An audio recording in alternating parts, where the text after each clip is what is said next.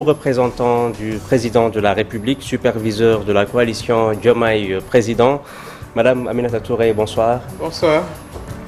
Merci infiniment de votre disponibilité. Nous avions enregistré avec vous ce matin dans Info Matin. Malheureusement, le son n'était pas des meilleurs, donc nous vous avons encore dérangé. Merci d'être là. Merci d'avoir renouvelé l'invitation. Ça arrive, hein, la technique parfois ne coopère pas.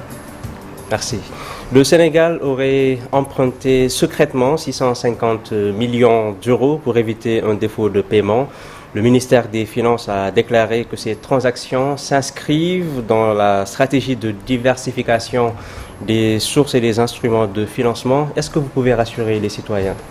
Si vous permettez, je vais déjà commencer par souhaiter un bon anniversaire au président de la République. C'est son anniversaire aujourd'hui. Aujourd'hui ? Il a eu 46 ans. C'est le président d'honneur de notre coalition. Nous lui souhaitons un très joyeux anniversaire également. Santé et beaucoup d'inspiration pour le pays. Amen, amen. C'est également, il y a 2 jours, c'était les 2 ans de sa présence à la tête du pays. Et c'est également l'occasion certainement d'échanger sur tout ce qu'il a eu à faire et voilà, toutes ses ambitions pour le Sénégal. Sur la question particulière relative aux prêts, vous savez, les pays empruntent. Le pays qui emprunte le plus, figurez-vous que ce sont les États-Unis. C'est le pays le plus endetté du monde. La question, ce n'est pas seulement d'emprunter, c'est d'avoir la capacité de payer. Et croyez-moi, ceux qui prêtent leur argent s'assurent que vous pouvez payer ou pas. Donc, ce que cela montre, c'est que le Sénégal conserve une bonne signature. Ça, c'est important. La signature du Sénégal est encore respectée. Et ça, on doit s'en féliciter. Ça, c'est une chose. Deuxième chose, je suis économiste de formation, les États utilisent les différents mécanismes d'emprunt sur le marché. Vous avez eu la période des soukoutes, que vous connaissez, des SWAT. Il y a même maintenant des mobilisations très particulières de ressources. Par exemple, le swap des dettes qui existent. Vous avez une dette vis-à-vis d'un pays, il peut vous acheter du carbone en remboursement d'une partie de la dette. Vous avez des pauses sur les dettes maintenant. Il y a beaucoup de mécanismes maintenant de mobilisation des ressources. Ça, il faut le comprendre. C'est-à-dire les États fonctionnent sur la base d'emprunts, etc. Et l'essentiel, c'est est-ce que l'État peut rembourser ou pas. Mais jusqu'à présent, pour terminer, le Sénégal a toujours remboursé à échéance due. Ce ne va pas. Ceci étant dit, il y a évidemment des difficultés financières, mais ça, il faut le mettre dans le contexte où il y a un passif, parce qu'évidemment, lorsque vous avez des dettes, vous devez les payer. Il y a eu, effectivement, à l'arrivée du président Bassirou Diomaye Faye, un volume de dettes constaté, 4 000 milliards, et il faut commencer à les payer. Et il faut se féliciter qu'il n'y ait pas eu de défaut. Il n'y a pas eu de défaut. Les engagements de l'État ont été respectés, ont été honorés. Les fonctionnaires sont payés à date échue.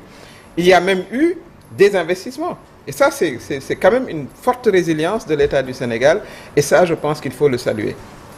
Des investissements, le président Bassirou Diomaye Faye tient particulièrement à la politique sociale. Parce qu'il a conscience que les Sénégalais, dans beaucoup de secteurs, ont besoin d'être appuyés. Je vais vous donner un chiffre concret. À son arrivée au pouvoir, la bourse familiale concernait 300 000 ménages. Mais elle a été portée à 1000 ménages. Ce qui a permis de le faire, d'abord, c'est de nettoyer le fichier, parce qu'il y avait des indus, des irrégularités, etc. Et ça a permis de toucher 1 million de ménages dans un contexte qui n'est pas facile. Un contexte, comme je l'ai dit, de fortes dettes à payer, un contexte économique qui n'était pas favorable, vous le voyez, hein, avec la forte hausse du pétrole. Le président Bassirou Diomaye Faye a vraiment amené son gouvernement à contenir les prix, on va dire. Mais pour contenir les prix, alors que l'inflation, pour ceux qui voient, ils savent que l'inflation explose partout.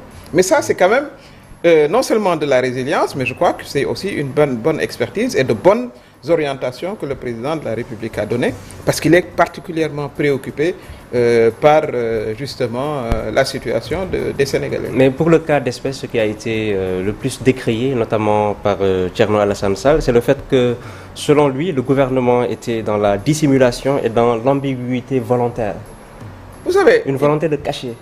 On ne peut pas cacher des dettes, ça c'est très clair. Et il faut revenir à la loi de finances de 2026. Dans la loi de finances 2026, la manière de mobiliser en volume les dettes est clairement indiquée. J'étais ancien Premier ministre. Et donc l'Assemblée nationale sait exactement ce que l'État du Sénégal comptait mobiliser. Vous mobilisez, comme je l'ai dit, de l'argent à travers différentes méthodes. Vous avez voilà, des centaines de moyens de mobilisation des ressources sur le marché international. Voilà, certains prêts coûtent plus cher que d'autres, etc. Vous avez dans certains pays d'ailleurs qui ont mis en place des agences nationales dont c'est le seul métier. C'est de voilà, scruter le marché financier et de voir les bonnes opportunités pour mobiliser des ressources. Donc ça ne peut pas être caché. C'est pas possible.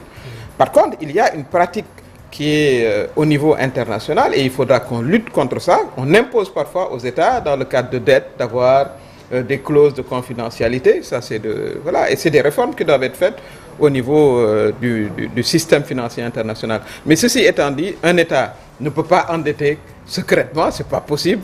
Et le cas du Sénégal, vous regardez la loi de finances de 2026, elle est très claire sur les montants à mobiliser pour pouvoir accomplir certaines actions. Un budget, c'est simple. Voilà ce qu'on veut faire pour le ministère de la Pêche, de l'Éducation, de l'Emploi des jeunes. De l'autre côté, voilà les ressources dont on a besoin. Une partie des ressources, ce sera des impôts, il y aura des dons qu'on prévoit, mais il y aura également de la mobilisation de ressources sur le marché. C'est comme ça que ça fonctionne. Et c'est au niveau de l'Assemblée nationale que tout ça est expliqué de manière très claire. Donc, ce n'est pas possible de cacher des dettes. Donc, sur les tensions au sommet de l'État, Madame la Présidente, la coalition au pouvoir a connu des tensions visibles entre le camp du président et celui de son Premier ministre. Comment garantissez-vous aujourd'hui l'unité autour de Bassirou Diomaye Diakhar Faye et la stabilité de l'action gouvernementale? Bon, vous savez, moi je suis superviseur de la coalition et je voudrais saisir l'occasion vraiment pour féliciter aussi tous nos membres qui sont très mobilisés, qui souhaitent apporter leur soutien au président de la République.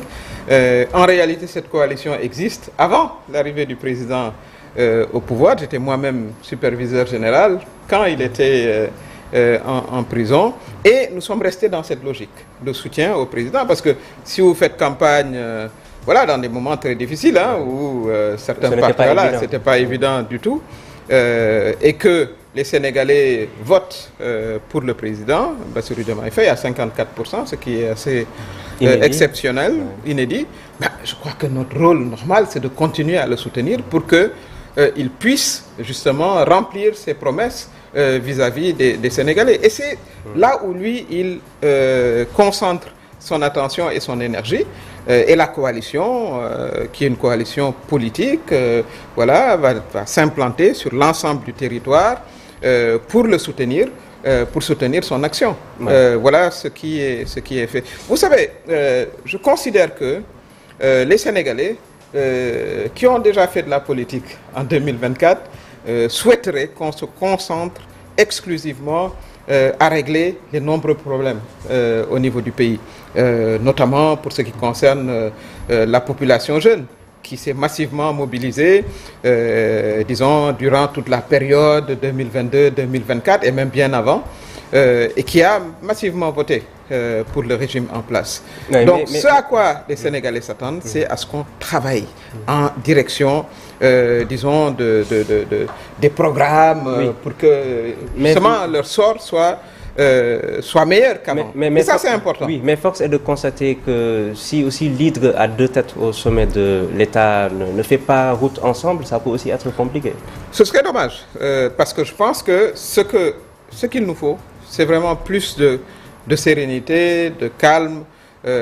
Bon, la démocratie, elle est turbulente de nature, mais il est important que tout le monde comprenne, tous les acteurs, y compris d'ailleurs l'opposition qui a un rôle qui doit être respecté, comme le président l'a dit, bon, les coalitions aussi, les partis, mais qu'on mette en avant l'intérêt du Sénégal, qu'on mette en avant l'intérêt des Sénégalais, qui nous appellent vraiment au travail.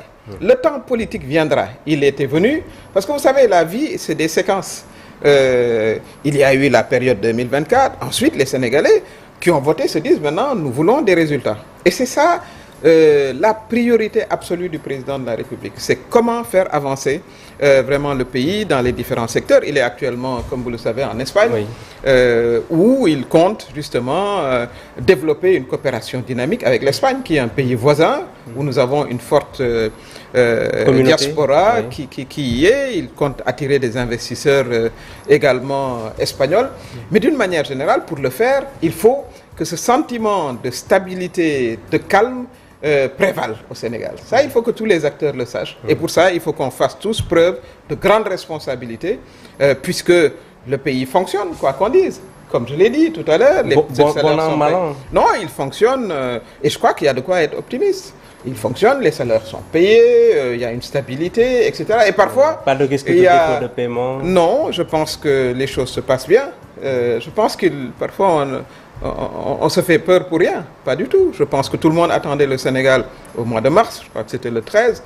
Bon, cette échéance a été dépassée. Maintenant, il nous faut, c'est clair, avoir des accords solides avec nos partenaires traditionnels, y compris le FMI. En tout cas, c'est le souhait que j'ai. Et tous les partenaires économiques que nous avons, sur la base aussi d'un dialogue gagnant-gagnant. Je crois que ça, c'est également important, parce que le président de la République aussi, le président Bassirou Diomaye Faye, souhaiterait que des accords qu'on obtiendrait ne soient pas des obstacles aussi à la croissance. Parce que ça, c'est important aussi.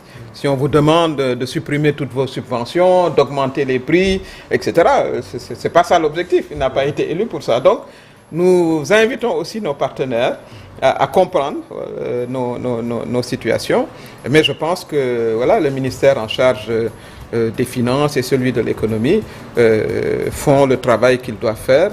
Et jusqu'à présent, disons que le pays, comme j'ai dit, a encore une bonne signature sur le marché international. Et oui. Il faut s'en féliciter, parce que ce ne sont pas tous les pays qui se retrouvent dans cette situation-là. Oui, et sur la structuration de la coalition Diomaye président, vous avez été chargé de structurer et d'organiser la coalition. Quelle est votre feuille de route concrète pour transformer cette alliance en une force politique durable au-delà de la présidentielle à venir?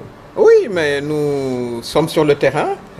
Nous avons organisé notre grande assemblée générale. Je pense que ça a été... Mais sans les gros morceaux du gouvernement, non plus. Oui, avec mais bon, Serigne Gueye Diop et Dr Abdourahmane. Mais vous savez, c'est pas ça le plus important. Le plus important, c'est de pouvoir nous implanter sur l'ensemble du territoire. Nous avons eu un certain nombre de maires qui nous ont rejoints, plus de 300. Mais la politique, c'est aussi les additions. Hein. C'est ça, exactement. Ben, c'est pour ça que 300 maires qui sont dans la coalition, c'est quand même une force importante. Il y a d'ailleurs, il faut le rappeler, 557 collectivités territoriales, donc c'est plus de la moitié. Il y a également des partis, des mouvements, des associations, et nous allons nous implanter sur l'ensemble des coins et recoins du Sénégal. C'est ça notre vocation. Nous organisons nos jeunes. Nous avons samedi prochain notre assemblée générale de nos jeunes leaders. Nous avons organisé le 8 mars avec nos femmes, et nous allons continuer ainsi à nous structurer et à soutenir vraiment le président de la République dans ses ambitions. Oui. Sur les rapports avec le PASTEF et les recompositions politiques, certains observateurs parlent d'une recomposition du pouvoir entre la coalition Diomaye et président, la coalition Diomaye président et PASTEF. Est-ce qu'on assiste, Madame la Présidente, à une rupture ou à une redéfinition des alliances politiques? Et vous savez, le président de la République a précisé qu'il était de PASTEF. Hein? Ça, je pense qu'il faut... Oui, oui. Voilà. Oui, mais il ne tient pas les rênes. Mais il est de PASTEF. Nous avons aussi certains parmi au sein de la coalition qui sont des membres de PASTEF, qui souhaitent venir. C'est une tradition. Si vous regardez le président Wade à l'époque, il était au PDS, il avait une coalition. Le président Macky avait l'APR, avait Benno Bokk Yakaar. Donc c'est tout à fait normal que le président Bassirou Diomaye Faye ait une coalition. C'est comme ça qu'il faut le voir. Et ce qu'il souhaiterait, lui, surtout dans un contexte actuel difficile, c'est une ouverture à toutes les forces qui souhaiteraient justement le soutenir, évidemment sur la base de principes très clairs, de bonne gouvernance, de liberté disons, de l'indépendance plutôt, de la justice. C'est des promesses qui ont été faites aux Sénégalais. Et tous ces gens, tous ceux qui seraient d'accord avec ces principes-là, ils sont nombreux dans le pays. Parce que nous le savons. Voilà, on leur place dans la coalition. Si Pastef veut se démarquer pour la présidentielle, est-ce que vous pensez que vous pourrez faire le poids? Vous savez, on n'en est pas là. Moi, je trouve d'ailleurs indécent qu'on puisse parler d'élection alors que les Sénégalais sont dans une situation économique difficile, comme nous en discutons. Ce n'est pas le moment. Je pense que le président de la République, il a mis le curseur et il insiste sur comment justement régler les questions de l'heure, comment faire avancer le pays économiquement, socialement, comment sortir les gens de situations difficiles, comment moderniser l'agriculture, comment industrialiser le pays, comment moderniser la pêche, comment promouvoir notre culture, comment soutenir le big deal technologique. Voilà, comment soutenir les familles religieuses qui sont partie intégrante de notre société, comment apaiser également le climat social général pour qu'on se serre les coudes ensemble et qu'on puisse avancer. Je trouve, moi, personnellement, indécent qu'on parle d'élections alors qu'on vient à peine de l'élire, il y a 24 mois. Ce n'est pas sa perspective, mais néanmoins, il a besoin d'une coalition qui va le soutenir, qui va expliquer ses ambitions. Voilà, c'est important pour qu'il requiert également le soutien du peuple sénégalais dans son ensemble. Sur les attentes sociales, Madame la Présidente, et économiques des Sénégalais, les Sénégalais attendent des résultats rapides en matière de pouvoir d'achat, d'emploi, comme vous dites, de souveraineté économique. Quel rôle concret, quelles propositions votre coalition compte apporter pour accompagner les réformes et répondre aux attentes urgentes? Alors, nous avons dans notre structuration un think tank qui est dirigé par Maître Abdoulaye Tine, avec beaucoup de très très beaux profils, des ingénieurs, d'anciens recteurs d'université. Nous comptons apporter également une contribution intellectuelle, être également une force de proposition pour que le gouvernement également puisse s'inspirer, disons, de toutes ces matières grises qui sont agrégées. Il y a le plan Sénégal 2050 que le président a présenté et nous allons justement, dans le cadre du soutien que nous allons lui apporter, organiser aussi bien en langue nationale que français, des conférences, des causeries, etc. pour que les Sénégalais comprennent où le président Bassirou Diomaye Faye veut les amener. Mais il y a déjà en ces 2 années des acquis, des acquis matériels. Vous savez, j'ai parlé des bourses familiales, il y a des infrastructures qui sont en cours, le deuxième pont de Ziguinchor qui est en train d'être démarré, un certain nombre de pistes, etc. Mais surtout contenir et la baisse des prix. Vous savez, aujourd'hui, le carburant aux États-Unis est à 4 $ le gallon. Nos compatriotes des États-Unis nous entendent, extrêmement cher. Mais ici, le gouvernement, sur instruction du président de la République, a beaucoup travaillé pour contenir les prix. À un moment, il y a eu même une baisse des prix pendant que le marché mondial était à la hausse. Mais ça, c'est beaucoup de travail. Et nous allons effectivement contribuer dans la réflexion, mais également à apporter l'information aux Sénégalais. Parce qu'au fond, gouverner, c'est également montrer qu'on est sur une voie favorable et progressiste pour que les Sénégalais également, avec nous, se mettent en situation d'être optimistes. Et c'est ce que le président de la République veut faire. La politique viendra, encore une fois, mais on en a suffisamment fait jusqu'à présent. Ce que les Sénégalais attendent, c'est vraiment des faits, des actes, et c'est vraiment l'ambition du président de la République. Oui, le président de la République est actuellement en Espagne, à Madrid notamment, où il a présidé le forum économique Sénégal-Espagne, réunissant autorités et acteurs du secteur privé des 2 pays. Quel gain diplomatique et économique concret des voyages de Bassirou Diomaye Diakhar Faye? C'est exactement ce qu'il fait. C'est le VRP du Sénégal, voyageur représentant présidentiel pour le Sénégal. Vous savez, on est un pays à ressources limitées, il faut qu'on le comprenne. Bon, on a notre fierté, etc. Mais la souveraineté dont on parle, on l'a construite dans le temps. Elle doit être progressive. Elle doit être progressive. Et pour la bâtir, il faut qu'il y ait un apport extérieur en termes d'investissement. C'est ce que la Chine a fait. La Chine ne s'est pas réveillée pour être la Chine telle qu'elle est. Elle a eu des investissements, notamment européens, américains. Elle a développé sa main-d'œuvre de qualité pour ensuite s'imposer comme une grande puissance. Donc le président, il est dans ce travail-là. voilà, où il est, vous l'avez dit, à Madrid, avec des investisseurs espagnols. L'Espagne, c'est un grand pays. Nous avons une vieille tradition et il y a des secteurs dans lesquels les Espagnols ont quand même, disons, de l'expertise, que ce soit dans l'agriculture, dans l'industrie, etc. Et chaque fois qu'il va dans un pays, il rencontre d'abord la communauté. D'ailleurs, il y a eu une belle rencontre hier avec la communauté sénégalaise et c'est l'occasion de saluer la contribution de la diaspora vraiment à l'économie du pays, notamment en Espagne où on a une forte diaspora. Et ensuite, il a rencontré évidemment les autorités, le Premier ministre, le roi et surtout les investisseurs. Parce que le président de la République, il est absolument concentré voilà, sur ces questions d'amélioration des conditions de vie des Sénégalais. Oui. Il veut que dans son mandat, le Sénégal progresse et que chacun le sente dans sa vie de tous les jours. Ça demande beaucoup de travail Oui. Et c'est ce qu'il fait. Le Sénégal commence à subir les contre-coups du durcissement de la loi sur l'homosexualité, avec notamment certains financements qui risquent de ne plus arriver. Vous allez assumer jusqu'au bout? Mais évidemment, évidemment. Vous savez, moi j'ai passé 24 ans aux Nations Unies.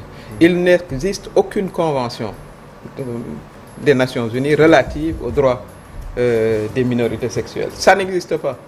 Évidemment, lorsque vous êtes un pays voilà, à revenus faibles comme le Sénégal, certains pays pensent qu'ils peuvent vous imposer des choses, des dictats. Mais la souveraineté, c'est d'abord de respecter les croyances des gens. Pourquoi est-ce qu'on ne va pas le dire en Arabie Saoudite? Vous savez, là-bas, la loi est encore beaucoup plus dure. Donc, il faut aussi que certains pays comprennent que l'Afrique a complètement changé. Que, voilà, ces menaces que je trouve, moi, personnellement, complètement irrespectueuses, parce que chacun a sa culture, chacun a, dans un pays à 95% musulmans et 5% chrétiens aussi, qui ont cette même compréhension sur la question. Tout à fait.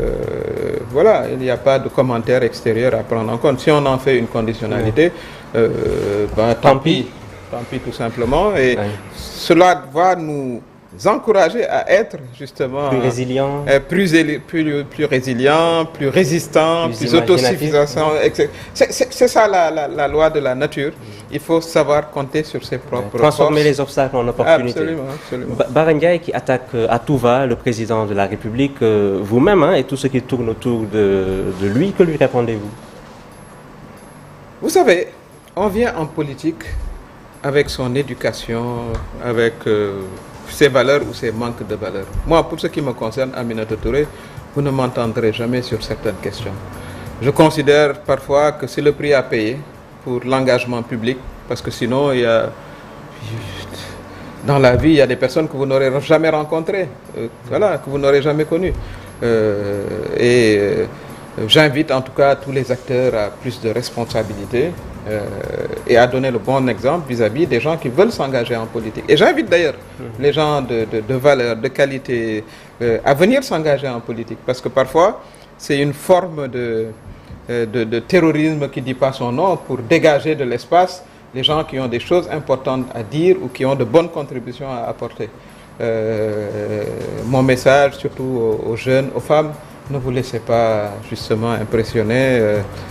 Comme je dis, les chiens aboient, la caravane passe. Oui. C'est ça. L'ancien président de la République, Macky Sall, que vous connaissez bien, candidat à l'ONU, sans le soutien officiel de l'État du Sénégal, comment l'expliquez-vous? Eh ben, ça, il faudrait peut-être le lui demander quand vous le verrez. C'est un candidat du Burundi. Ben, je pense que la question est à poser au président du Burundi. Mais Macky Sall, quand même, secrétaire général des Nations Unies, ça devrait être une grande fierté pour tout Sénégalais. Vous savez, c'est le Burundi qui le soutient. Ça veut dire qu'il y a quelque chose qui n'est pas tout à fait normal. Il y a Anguille sous roche, vous voulez dire? Certainement, mais sur cette question-là, je crois que, comme je dis, c'est le président burundais qui serait plus en mesure de vous répondre que moi-même. Très bien. On va faire une petite entorse à la règle en faisant quelques minutes en Wolof à propos de l'actualité. Madame la présidente, ñu rafetlu sa teewaay bu baax a baax ci Soir d'info Sénégal ñu am nañu ne dafa àbb ci lu mu yëgalul askan wi 650 millions d'euros ngir bañ a dem ci défaut de paiement ministère des finances ne yooyee transaction daanaka lu ñu prévoir la te lu ñu maîtriser la ndax mën nga dalal xelu askan wi.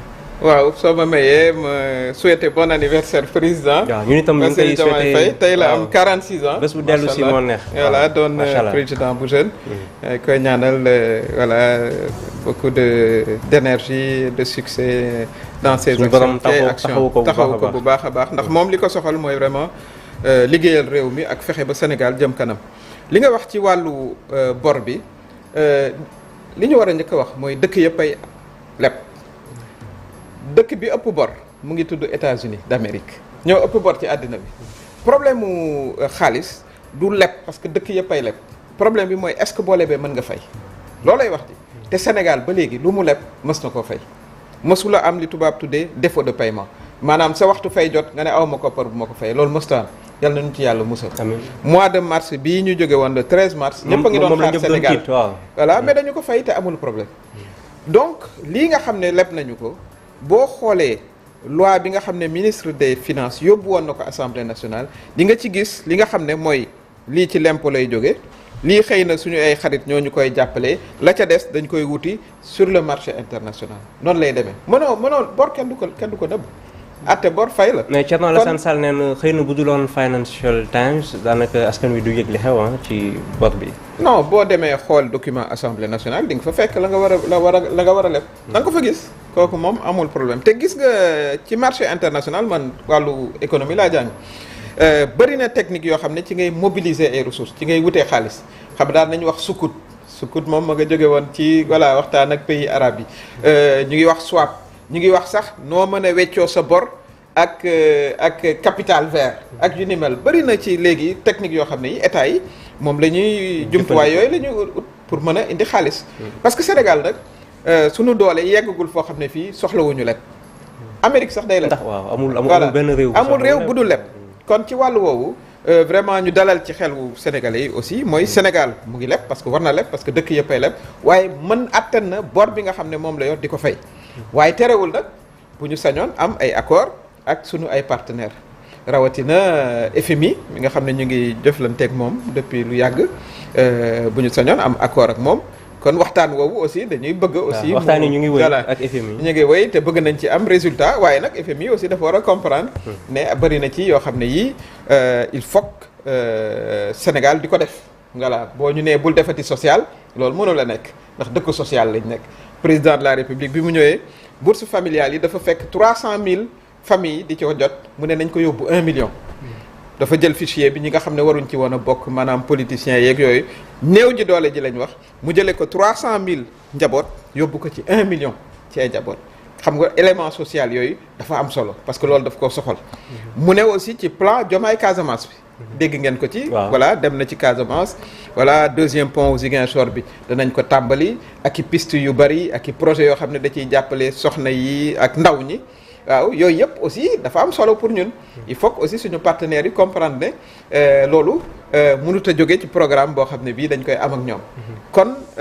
noonu la mbir mi demee jàpp nañu ne incha allah en tout cas loolu mooy li soxal président de la République fi ñu toll nii ma nga Espagne Madrid ma nga doon amal noonu forum ak investisseurs yi investisseur mooy ki yor xaalisam di ko indi Sénégal pour liggéey fi comme bi jëm kanam ñu mën a aussi jox liggéey ndaw ñi mais loolu la muy laaj aussi mooy dëkk bu dal dafa am solo moo tax président vraiment dalal réew mi lu ko soxal la ñu jàmmoo bu ko defee yow boo dee investisseur nga ne waa dëkk bi day wax dëgg yàlla justice ba ma ngay doxe na mu war a doxe loolu aussi lu soxal président la président bëgg na aussi justice moom boppam ñu jox ko indépendance am yenn saa yi ñu jël décision mu neex la yenn saa yi ñu jël assise de la justice yi ngeen defoon li ngeen tënkoon mbaa yéen a ngi koy doxal mais ñi ci war a liggéey ñu ngi ciy liggéey la ca njëkk kay mooy ñu bàyyi justice def liggéeyam loolu da cee am solo man ancien ministre de la justice la xam naa aussi qualité wu Ousmane Sonko nee na amatul yaakaar ci ni yoon di doxee man liggéey naa ak ñoom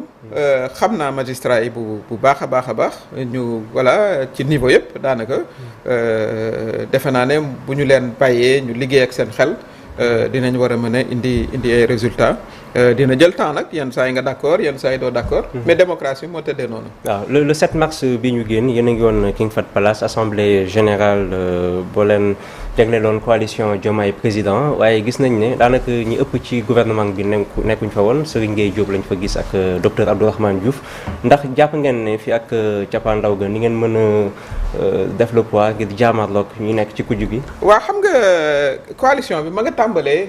avant président Bassirou Diomaye Faye di nekk président. man mi superviseur général ba may tànn mu ngi woon prison ca kaso ba wax na ko keroog. kon bu fekkee ne ànd nañoo ak moom campagne taataan sénégalais yi ba ñu fal ko li ñu war kay muy continuer di ko jàppale ka nga bëggoon ñu fal ko falu na. yow kay en tant que coalition continuer jàppale ko voilà ci li nga xam ne diglante na ko sénégalais yi ci loolu la ñu nekk. coalition bi ñu ngi koy organiser maa ngi nuyu vraiment tous les membres de la coalition ñoom ñëpp vraiment ñu ànd ak détermination pour yóbbu coalition yi ci goxaat yëpp bu ko defee ñoom it ñu mën a jàppale président. ndax ab président voilà ñu ngi installé suñuy structure ndax ab président day soxla toujours coalition. président Abdoulaye Wade amoon na coalition président Macky Sall amoon na coalition donc président Diomaye am coalition am c'est normal du tere mu bokk ci parti ba tudd Pastef loolu la wax. voilà am nañu aussi ci coalition bi ñu bokk Pastef ñoo xam ne ñëw nañu aussi pour jàpp ci. donc noonu la ñu ko gisee politique defe naa ne bañ ca génnee yàggut. kon fi ñu sénégalais yi xaar fi ñu toll nii du continuer rek di politique. li ñuy xaar waaye it dañu jaayoon Diomaye mooy Sonko mooy Diomaye te seetlu gi mooy fi mu toll nii daanaka ku nekk dafa nekk di xàll yoonam ba kañ est-ce que nekkul di bloquer réew mi itam ñun li nga xam ne ci la ñu ne mooy jàppale président Bassirou Diomaye Faye puisque commencé woon nañu ko jàppale avant muy falu dañ ciy continuer li ma xam ci président bi mooy li ko gën a soxal fi ñu toll nii mooy vraiment nu Sénégal mën a jëmee kanam mais d'abord nu Sénégal mën a dale ndax ci dal ngay am lépp ndax boo dee investisseur yor sa xaalis dëkk bu bari coow doo ca sawar kon loolu day am solo te ñun dañoo soxla xaalis buy jógee bitim réew ñëw ci ñun voilà gën a dëgëral suñu koom-koom bi investisseurs yi ubbi fi ay usines ak yu ni mel mën a xale yi ñu jox leen liggéey jàppale ndaw ñi jigéen ñeeg ñëpp kon moom loolu ci li ko gën a soxal la bokk bu ko defee ñun nga xam ne ñooy coalition ni ma ko waxee ñu ubbi ko nag aussi parce que président la mu wax mooy képp koo xam ne gis nga sa bopp ci ni mu yoree réew mi woona la ci nga ñëw jàppale ko waaye nag mu ne aussi bonne gouvernance ak lutte contre la corruption bokk na ci li ko soxal. loolu aussi mu doon lu leer ITIE def na ay jéego yu am solo voilà loolu moom wax na ko ba mu leer.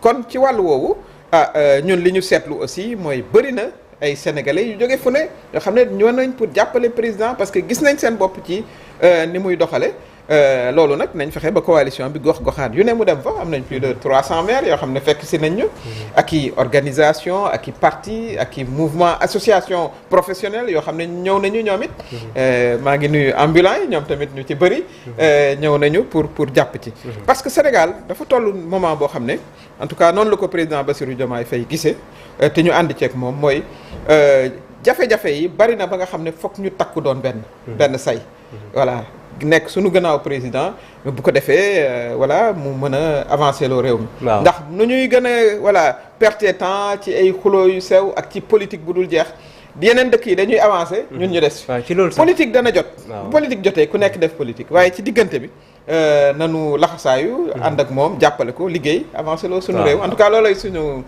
gis-gis te réewul am na ñu leen di sànni ay xeer ku ci mel ni Bara Ndiaye nga xamante ne mayul dara njiitu réew mi ba xëy na am na ñoo xamante ne sax dañ jàpp ne day teg ci kawam ay kàddu yu amut teggin mayu leen dara yéen itam ñuy wër président de la république loo leen koy tontu xam nga politique ku ne jikko ak yar ba nga am moom ngay indi ci politique man Aminata Touré am na foo xam ne fii du ma fa mës a teer yi kooku gisuma lu ma ko jaral ci àddina du ci lu ñu ma yar wala ci valeur yu ñu ma jox loolu mooy première chose ñaareel ba mooy li may wax ñi nga xam ne bëgg bokk ci politique intéressé na leen bu leen lool impressionné parce que day mel ni danoo bëgg voilà wéetal géew gi ba ñi nga xam ne safaan rek la ñu mën ak wax lu ñu rafetluwul ñoom ñoo fay des loolu waruñu ko nangu loolu nag moom waaye nag ma wax la ne aussi li ma gis mooy ab soxna man mii ak sama musóor téeméeri góor di la soto loolu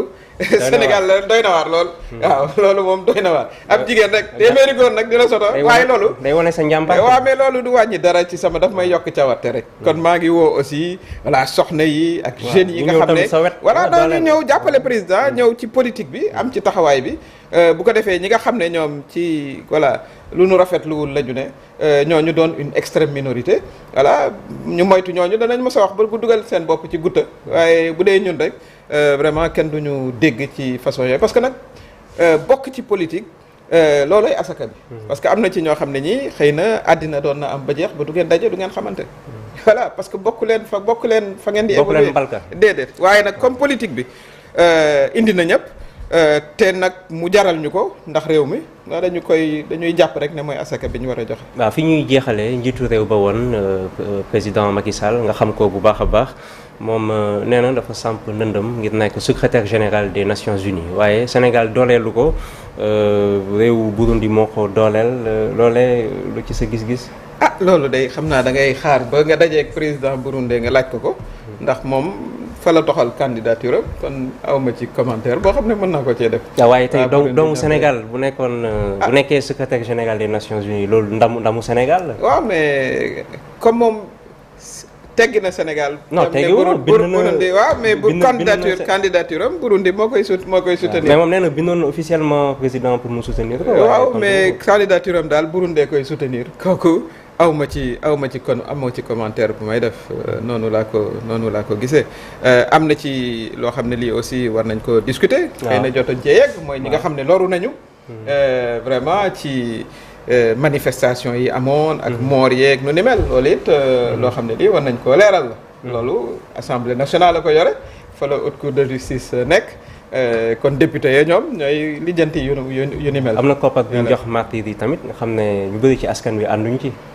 waaw ak nu mu munti demee ñoom defe naa ne du ay koppar rek a leen intéressé defe naa aussi ñu jox leen justice. seen àq ak seen yelleef seen àq ak seen yelleef.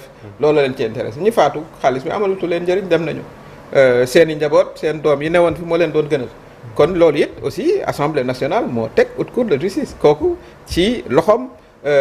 la yëf yi nekk loolu it lu ñuy war di boole ci waxtaan yi la ndax ñooñu kenn waru leen a fàtte ñun ñii dañoo appelé woon à manifester contre le report ca report boobu am ñu ci faatu kon suñu responsabilité aussi mooy jamais ñu fàtte leen voilà fexe ba ñoom it seen àq ak seen yeleef ñu jox leen ko kon loolu it député yi ñoo ko war a dossier boo xamante ne xëy na ñu ngi koy fàtte bu Fulbert Sambou ak yooyu yëpp ci impunité yi la bokk waaw loolu yëpp aussi loo xam ne lu ñu war a leeral la kenn waru koo fàtte bokk ci àddina surtout que ay promesse de campagne la woon absolument waaw madame la présidente Aminata Touré ñu ngi lay jaajëfal bu baax a baax ci ñu ngi lay sant bu baax ci invitation bi jërëjëf merci jërëjëf kon Aminata Touré lañ doon dalal nekk haut représentant du président de la République superviseur coalition Diomaye président way leen di safo programme télévision Futurs Médias